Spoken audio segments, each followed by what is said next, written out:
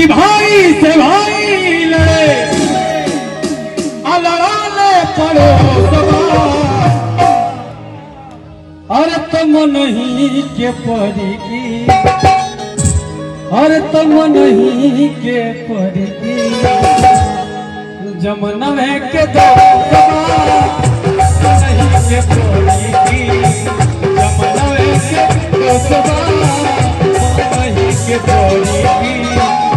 भाई से भाई लड़े, भाई से भाई लड़े लड़ाने पड़ोसवा,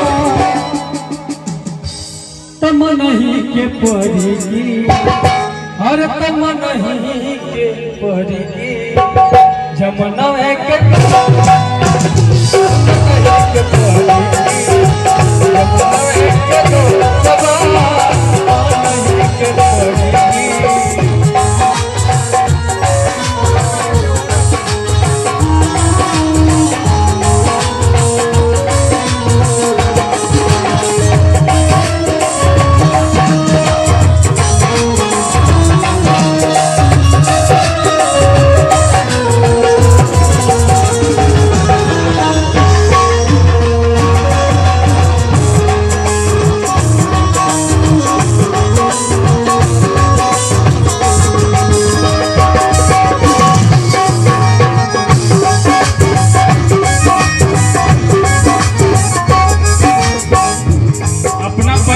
सुधार में रखे खातिर का करे के बाद वो उपाय हमें बताओ तनी, पड़ोसी से सतर्क कैसे रहल जा सकेला।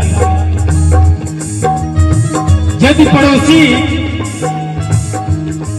आपके भाई का बुराई आपके साथ में बैठ के कर रहा है, वह नजर गड़ाए रहता है कि विमल भाई के दोनों भाई का बहुत जम रहा है, तो विमल भाई कब चार रस्ते पे बैठे हैं, खाली वो नजर गड़ाए रहता है और जाएगा क्या करेगा, कंधे पे हाथ धर के बैठ जाएगा। और विमल भैया कैसे हैं, और पवन भैया कैसे हैं, तो बढ़िया भाई आओ चाय पिए जाओ।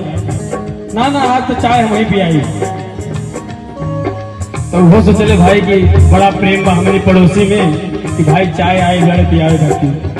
अब हाथ चाल के दौर चालू भई, तबले कहते रहे विमल भैया रउरा इतना निमन से घरे में रहिला, राउर छोट भैया जौन बन वो तो हो जा दारू पी के लोटल बा, हे करता हाउ करता ते राउर बहुत बुराई करेला।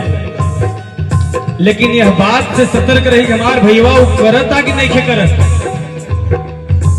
यह खातिर जब वो बात छेड़े तभी वो करा के शांत कर दे। भैया हमारा और आपका हालचाल होना चाहिए, हमारे भाई का हम समझ लेंगे, हमारा और आपका हालचाल जो है वो बताइए कैसे। अगर यदि आप इतना पे टोक देंगे जिंदगी में उसकी औकात नहीं पड़ेगी कि आपके बगल में बैठ के आपके भाई का शिकायत कर सके। यह मेरा चैलेंज है, सही है कि नहीं?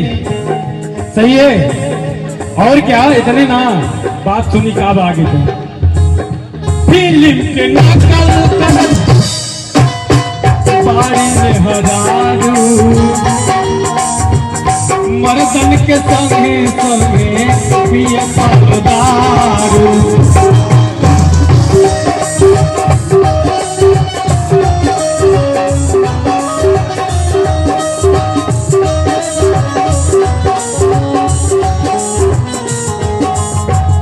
फिल्म के नकल करत बाड़ी में हजारू मर्दन के संगे संगे पिए दारू।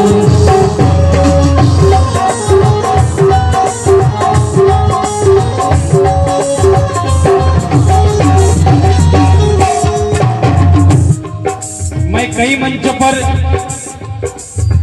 ऐसी साफ सुथरी गीत गाने की कोशिश करता हूं कि आप लोग समझिए कि गीत के माध्यम से मैं आपको बताना चाहता। ऐसे तो कोई क्या समझा सकता है आप लोगों को, लेकिन मैं अपने गीत के माध्यम से आपको कहता हूं कि आज जमाना वो आ गया है कि फिल्म में देख करके महिलाएं हमारे घर की सिगरेट पी रही हैं, तंबाकू खा रही हैं, सुपारी खा रही हैं, विमल खा रही हैं, खा रही नहीं खा रही हैं, और यहाँ तक कि दारू भी पी रही है।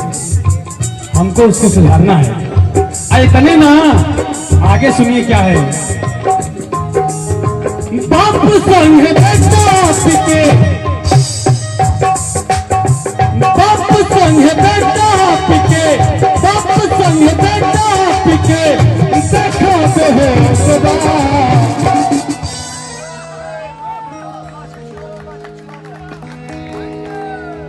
बापे के संग बेटा पी के देखी कहाँ जमाना चल गई है। बाप और बेटा संग ही पैक बनता। का बेटा का हाल चाल बा? ठीक बा।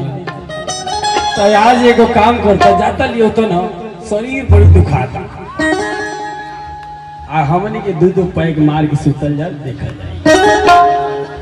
का जमाना आ गया। पहले के जमाना रहे कि आदमी तंबाकू ना खाते रहे बाप के सामने। सही है कि ना है? यहाँ तक कि गांव के केहू ना देख ले बड़े दूर चल जाते रहे ऊखी के खेते ले। बाप संग बेटा पीछे, बाप संग बेटा पीछे, देखा तो हो तो काहे ना माने परी।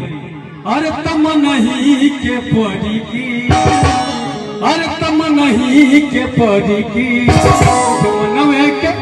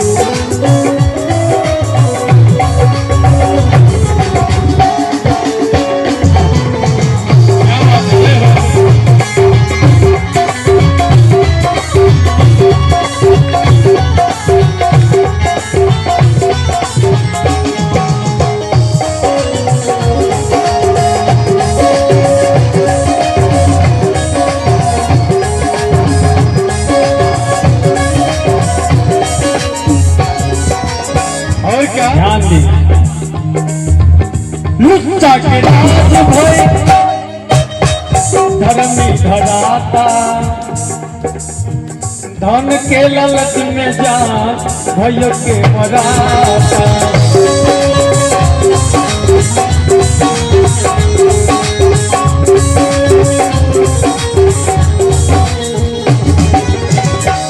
अच्छा ये को बताई बात कि खाली गीत सुनता नहीं कि जो भाव लागल हो सबके बान ध्यान। खाली गीत नहीं के सुने के ऐसा टीम रवा के मिली ना एकदम खाटी भोजपुरी बाजता है एकदम खाटी। कैसे देखी भाव। लुच्चा के राज भय धर्मी धरा